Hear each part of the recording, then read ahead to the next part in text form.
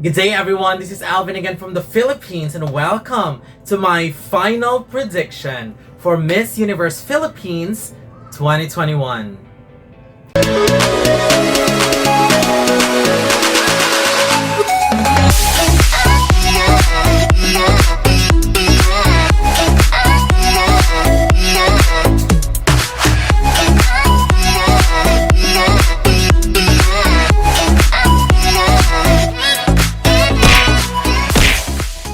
Oh my gosh, I could not believe that the final is going to be tomorrow and we will know the representative of the Philippines in Miss Universe 2021 in Israel this coming December. Now there are 28 ladies competing for the crown and there will be top 16 in the first cut, followed by the top 10 and then our top 5 and then the announcement of the runners-up and the winner. So based on everything that we have seen so far, based on everything that I have seen, preliminary interviews, swimsuit and evening gown and other factors, here are my final top 16 in order of my preference. Starting with my number 16, Siargao. Michelle Angela Okol. I feel like she deserves to make the first cut at least after an impressive performance in the preliminary interviews. Her swimsuit and evening gown performance weren't even bad. I mean, that was decent enough. So I believe that if it's up to me, I will be giving her a placement. My number 15, let me just button this a little bit. My number 15 is Mandaluyong. Maria Corazon Avalos. I feel like we haven't seen the best of her yet. Her interviews were decent in my opinion. She looked stunning during the swimsuit and evening gown, but I feel like she's holding back a little with her performance. So if she makes it, I hope she gives her all in the finale performance. And if she does, well, she could possibly go far. My number 14, Angeles. Midhan Hippolyto. Midhan to me is one of the candidates who gave a performance which was good enough but doesn't go for the best. And that's something that I really wanted for her to go for. It's actually the motto that we have is go big or go home. So I really wanted her to go big, go for the big win. Especially with her performance that we have seen. I think she's good, but I feel like she can do better. And I am keeping a positive mind that if she will make it in the finals, I hope that she have some more surprises for us to see. My number 13, Romblon. Nicole Mignano, one of the most stunning faces that we have this year, and she ticked all the boxes during the preliminary competitions. The only question now is, will she give a performance in the finals that overtake other front runners? But based on the preliminary performance, I believe that she has all the qualities to make it in the first cut. My number 12, San Juan. Roseanne Marie Vernos. Roseanne, I mean, her personality is super infectious. She's beautiful and she speaks strongly and intelligently too. Her swimsuit and evening gown performance is going to be her challenge in order to reach the final 5 and hold that microphone. But if she could be able to surpass these 2 rounds in the finals, well, we might be in for a come from behind win. By number 11, Aklan. Christel Abello. Solid performances in all rounds of the competition, although if she really wanted to go far in the competition, I think she really needs to increase the level of performance that she showed during the preliminaries. But I believe she is also strong enough to make the first cut and possibly top 10 too, depending on her finale performance. And now here's my top 10, starting with my number 10, Masbate. Kirsten Delavan. She must be very proud of all the transformation that happened, because for someone like me who don't have her in my list when I first knew that she was competing, and now for someone like her who is in my list, and for someone like her who I wanted to be in the top 10 or even higher, she definitely did an incredible job in all rounds of the competition and from the time she was announced as a contestant. Just in case she doesn't take home the crown, I wanted her to try again in 2 or 3 years because I am seeing a huge potentials in her. But of course, we still wish her the best. And if she wins, then that's good for her. My number 9, Misamis Oriental, Shella Falconer, one of the biggest surprises, especially in the preliminary interviews. Her swimsuit and evening gown were actually quite good too. And if there's someone that I would be afraid to enter the top 5, it would be her. I mean, because she could actually pull an upset and could actually place very, very high, and who knows, she might actually pull a surprise win. I mean, her preliminary interviews were insanely good. That's why she would be a threat if she enters the top 5. Number 8 is Albay. Janella Joy Cowaton. There's something about her as well that is super special, and she proved that during the preliminaries. She was super polished to perfection when it comes to her beauty. She delivered in interviews, and I will not be shocked if she will enter the top 5. Also, one of my sentimental favorites to win. My number 7, Cavita. Victoria Velasquez Vincent.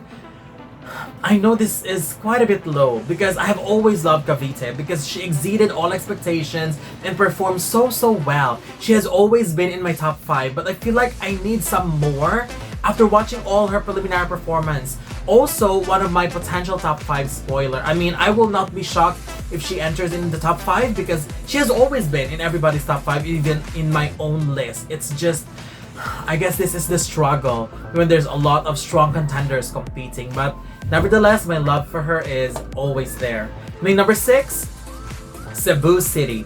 Beatrice Luigi Gomez. I am incredibly proud of her performances that she gave during the preliminaries. She aced both swimsuit and evening gown, and although I would love to see more improvement when it comes to her interviews, I feel like she will dominate the swimsuit and evening gown again in the finals, and if that would happen, she could be an easy shoe-in in the top 5. My top 5, here they are. My 4th runner-up is Laguna. Lauren May Bautista, one of the favorites this year, and she proved that in the preliminaries. I mean, super beautiful, strong performer on stage. She is showing everyone in the swimsuit and evening gown preliminaries that her experiences are backing her up, and she is a threat in those round of the competitions.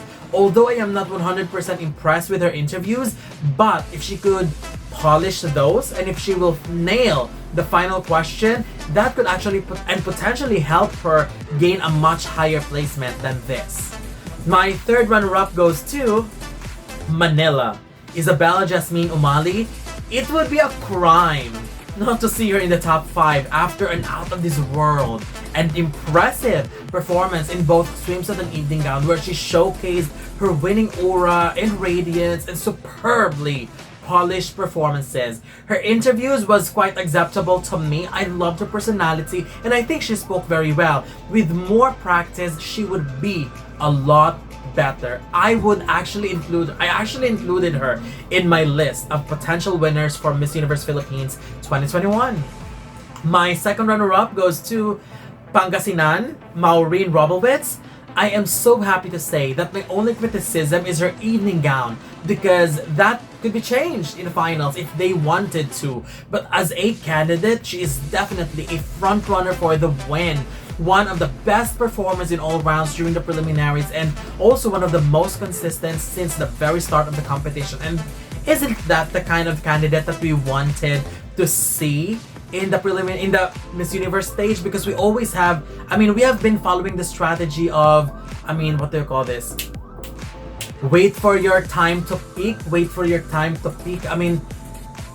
That strategy works for others, but sometimes it doesn't. But for Maureen, all we needed to have as a strategy is consistently strong, and that's what she showed, and that's what we love to see. So Maureen is my 2nd runner-up. My 1st runner-up is Cebu Province, Steffi Rose Aberasturi. It is so difficult to put her at this spot because I feel like we will also be very happy if she wins and get to represent the Philippines internationally, because she has always given us international pageant level of performance. Her beauty is undeniably standing out from the pool of beauties. She may be my 1st runner-up right now, but I would be 100% supportive if she goes home with the crown. And as what I've said earlier, this is the struggle because this is such an impressive batch with a lot of amazing candidates. So Steffi, if she will win tomorrow, I will be very happy. And I know many of us will be very happy. But right now,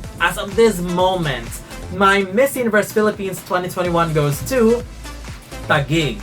Katrina Di Maranan. Solid, strong performances. I have nothing more to say except for, I think we should consider when it comes to selection of the candidates is that we have less time to prepare for the pageant in December. And if we are going to choose someone, I would choose someone who is consistently strong in all performances, an impressive speaker, and has the experience to back her up. And I think and I firmly believe that Katrina would be the perfect choice to represent the Philippines in Israel this December. And that's why she is my choice for Miss Universe Philippines 2021. I mean, the less time for preparation, which means that it would be better if we send a candidate who is already ready to compete, even if the competition is going to be held next week. I mean, she's so ready. I mean, she's my Miss Universe Philippines, but wow, this is such a super impressive batch. I don't know how they're going to pick even the top 5. It's so difficult to pick the top 5, so I'm not sure how they're going to do it. But these are my top 16, my final predictions. Who are your favorites? So I would love to discuss with you, and would love to read your opinions as well. It really means a lot to me, reading your feedbacks about your favorites. And I truly appreciate more positive feedbacks because it's amazing. So don't forget to leave your comments below. Don't forget to give a thumbs up and share the video as well. And most importantly, don't forget to subscribe because you'll be seeing more of these videos in the future. For now, thank you very much and have a wonderful day from the Philippines. We'll all be watching tomorrow. Bye-bye.